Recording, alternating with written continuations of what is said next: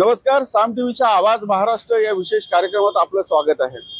आज आपण आढावा घेणार आहोत चंद्रपूर विधानसभा क्षेत्राचा।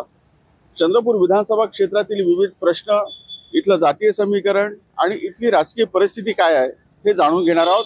आज या चर्चेमध्ये आपल्यासोबत सहभागी होणार आहेत विविध क्षेत्रातील मान्यवर, जे पर्यावरण असेल, शैक्षणिक, सामाजिक आणि वैद्यकीय क्षेत्रात अशा वेगवेगळ्या क्षेत्रात कार्य करणारे सगळे मान्यवर आहेत। आज आपण त्यांच्याकडून जाणून घेणार आहोत चंद्रपूर विधानसभा क्षेत्रातील परिस्थिती। राज्यामध्ये विधानसभा निवडणुकीचे वारे वाहू लागलेले आहेत आणि त्यामुळे सरकार असेल किंवा इतर राजकीय पक्ष असतील किंवा मग प्रशासन असेल, ऍक्शन मोडवर सध्या दिसत आहे। कोणत्याही क्षणी राज्यामध्ये निवडणुकीची घोषणा होऊ शकते आणि त्या दृष्टीने सर्वजण आपापल्या तयारीला लागल्याचे चित्र पाहायला मिळते। चंद्रपूर विधानसभा क्षेत्राचा विचार करता मी सध्या चंद्रपूर विधानसभा क्षेत्रामध्येच आहे आणि या क्षेत्राचा विचार करता इथले सामाजिक प्रश्न, राजकीय प्रश्न, इथली राजकीय परिस्थिती आणि जातीय समीकरण काय आहेत ते जाणून घेऊया। माझ्या सोबत आहेत वेगवेगळ्या क्षेत्रातील मान्यवर, याच्यामध्ये शैक्षणिक असेल, सामाजिक क्षेत्रातील असतील, पर्यावरण क्षेत्रातील असतील, असे सगळे मान्यवर आणि अभ्यासक आहेत। आपण त्यांच्याकडून जाणून घेऊया चंद्रपूर विधानसभेमधली परिस्थिती काय असेल आणि इथले मुख्य प्रश्न कोणते आहेत ते आपण त्यांच्याकडून जाणून घेऊया।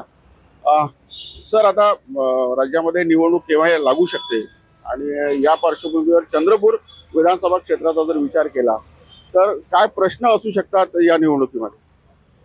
चंद्रपूर हे जे विधानसभा क्षेत्र जे आहे त्याचे प्रश्न मागच्या 10 वर्षांच्या अगोदर जे होते, आजही जवळपास तेच प्रश्न आहेत। 288 विधानसभा ज्या महाराष्ट्रामध्ये आहेत त्यापैकी चंद्रपूरचा विचारसंघ आपण जर केला असेल तर हा एक असा वेगळा असा आपल्याला एक परिसर आपल्याला पाहायला मिळतो की ज्या ठिकाणी पर्यावरणाचे प्रचंड मोठे प्रश्न जे आहेत प्रश्न आहेत, या ठिकाणच्या शेतीचे प्रश्न आहेत, लोकांचे आरोग्याचे प्रश्न आहेत आणि मला वाटतं की यातील कुठलाही प्रश्न आतापर्यंत सोडवला गेला नाही। या ठिकाणच्या लोकांनी वारंवार मोर्चे काढलेले आहेत, शेतकऱ्यांचे मोर्चे झालेले आहेत, पण अजूनही त्यांचे जे इश्यूज जे आहेत ते ॲड्रेस झालेले नाही आहेत। चंद्रपूरच नव्हे, महाराष्ट्रातील पण इश्यू जे आहेत जवळपास आपल्याला पाहायला मिळतील। महाराष्ट्रातले कारखाने जे आहेत ते बाहेर कुठेतरी गेलेले आहेत। या ठिकाणी जे येत आहेत मात्र ते प्रदूषणावर आणखी येत आहेत। इथल्या लोकांची मागणी आहे की बाबा बिन प्रदूषणकारी आपल्याला कारखाने आणता येतील का? या ठिकाणी शेती आहे मोठ्या अर्थानं, पण शेतीवर आलेला उद्योग आपल्याला पाहायला मिळत नाहीये। कापूस आमच्या भागात मिळतोय, पण मिल्स जे आहेत मात्र आपल्याला पश्चिम महाराष्ट्रात आपल्याला पाहायला मिळतील।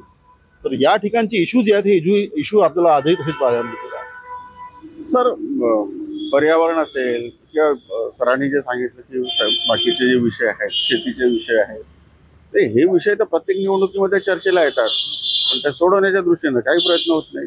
काय नेमका उपाय काय असू शकतो याचा?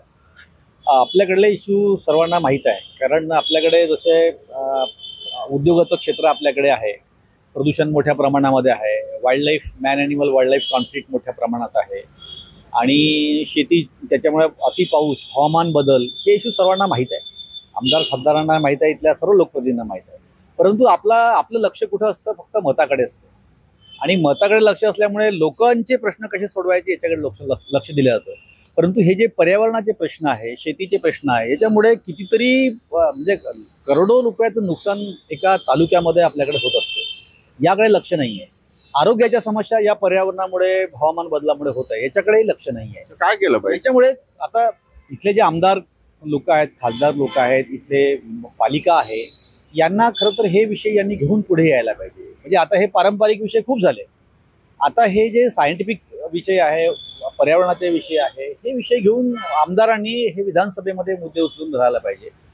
वेगवेगळे इन्स्टिट्यूशन्स आहेत, त्यांच्याकडे जाऊन ह्या समस्या जर सोडवल्या तर या समस्या सोडवायला काही जास्त वेळ लागत नाही असं मला वाटतं। सर, अलीकडच्या काळामध्ये दिसतो की आणि लोक बोलतात की आता शिक्षणाचं बाजारीकरण झालेलं आहे, कोचिंग फार मोठ्या प्रमाणात आलेलं आहे, कॉलेजमध्ये शिकवलं जात नाही, प्राध्यापक स्वतः कोचिंग करायला लागलेले आहेत। या पार्श्वभूमीवर आपल्या 2 जिल्ह्यांसाठी जी युनिव्हर्सिटी स्थापन झाली आहे, गोंडवाना युनिव्हर्सिटी, त्याच्या दर्जाबद्दलही शंका घेतली जाते।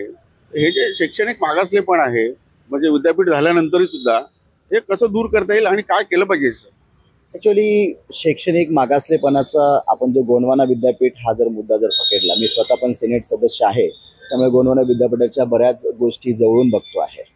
ज्या पद्धतीने चंद्रपुरामध्ये आज फक्त एकमेव इंजिनिअरिंग कॉलेज चंद्रपूर जिल्ह्यामध्ये आहे की जे गोंडवाना विद्यापीठासोबत संलग्नित आहे आणि बाकी सगळ्या लोकांनी, कारण चंद्रपुरातला विद्यार्थ्यांचा जो ओढा जो आहे, जो पुणे असेल, नागपूर असेल, मोठ्या मेट्रो सिटीजमध्ये जायचा त्यांचा ओढा आहे आणि ज्या पद्धतीचं गोंडवाना युनिव्हर्सिटीचा जो ब्रँडिंग ज्या पद्धतीने व्हायला पाहिजे आणि ज्या पद्धतीने करिक्युलम तिथे तयार व्हायला हवे होते त्या पद्धतीचे करिक्युलम तयार झाले नसल्यामुळे, पोरांना तो दर्जा नसल्यामुळे, त्या पद्धतीचं जे काही आपण क्वालिटी म्हणतो किंवा जो स्टेटस म्हणतो ते स्टेटस नसल्यामुळे पोरांचा ओढा दुसरीकडे जात आहे. आणि या सगळ्याच्यावर मोठ्या प्रमाणात पोरांमध्ये नैराश्य आलेलं आहे. कारण चंद्रपुरात शिकायचं म्हटलं, एज्युकेशन क्षेत्रात मी काम करतोय, चंद्रपुरात शिकायचं म्हटलं कुठलाच मुलगा चंद्रपुरामध्ये शिकायला तयार नसतो. चंद्रपुरापेक्षा कमी दर्जाच्या कॉलेजमध्ये त्याला नागपूरला शिकायला आवडतं, पण चंद्रपुरामध्ये शिकायची त्याची मानसिकता नाही. या दृष्टीने विचार करता मला असं वाटतं की काहीतरी नवीन ब्ल्यूप्रिंट वेगळी तयार झाली पाहिजे. आणि पोरांच्या रोजगाराच्या दृष्टीने आम्हाला काय करता येईल, पोरांच्या स्किल सेट्सवर काम करायसाठी आम्हाला काय करता येईल, या पद्धतीने आपल्या लोकप्रतिनिधींनी लक्ष दिलं पाहिजे. कौशल्य विकासावर विशेष करून लक्ष दिलं पाहिजे असं मला वाटतं. सर, आपल्याकडे आता मेडिकल कॉलेज पण आलं, तुम्ही वैद्यकीय क्षेत्राशी संबंधित आहात. गोंडवाना युनिव्हर्सिटीच्या दर्जाबद्दल तर ते सरांनी सांगितलं आणि लोकही बोलतात, पण आता जे वैद्यकीय महाविद्यालय आपल्या जिल्ह्यामध्ये, आपल्या शहरामध्ये घातलेलं आहे, त्याकडे कसं बघता? याचा काही फायदा आपल्या जिल्ह्याला, आपल्या मुलांना होईल? नमस्कार, वंदे मातरम, जय हिंद. सर्वप्रथम मी महामानव, आपल्या भारत देशाचे भारतरत्न आणि भारतीय राज्यघटनेचे शिल्पकार डॉक्टर बाबासाहेब आंबेडकर यांनी दिलेली भारतीय राज्यघटना आणि त्याचे भारतीय संविधान याला मी नमन करतो आणि थोडासा मी आढावा घेण्याचा प्रयत्न देखील करतो. आपल्या भारतीय संविधानाला धर्मगुरू मानून, धर्मग्रंथ मानून त्या ठिकाणी संपूर्ण देशामध्ये आपल्या देशाचं नाव संपूर्ण जगामध्ये नाव लौकिक करून आदरणीय प्रधानमंत्री नरेंद्रजी मोदी यांनी काम सुरू केलेलं आहे.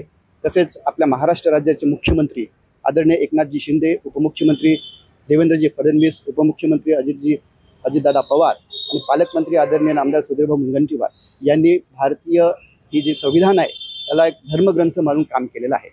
आणि भारतीय संविधानाच्या अनुषंगाने विचार करता आपल्या देशात, आपल्या महाराष्ट्रात, आपल्या चंद्रपूरमध्ये ज्यांचे जे आर्थिकदृष्ट्या दुर्बल आहेत, आर्थिकदृष्ट्या कमजोर आहेत, अशा सर्वांना मदत करणे हा देखील त्या याच्यामधला एक भाग आहे. ह्या सगळ्या प्रतिक्रिया चर्चेतून समोर आलेल्या आहेत. वेगवेगळ्या क्षेत्रातील मान्यवरांनी या चर्चेमधून चंद्रपूर विधानसभा क्षेत्रातील समस्या, इथले प्रश्न, इथलं जातीय राजकारण, त्याचं समीकरण, हे सगळं आपल्या चर्चेतून मांडलेलं आहे. अनेक मुद्दे यातून समोर आलेले आहेत आणि त्याची सोडवणूक करणारा असा लोकप्रतिनिधी या क्षेत्राला हवा, असं सगळ्यांचं म्हणणं आहे.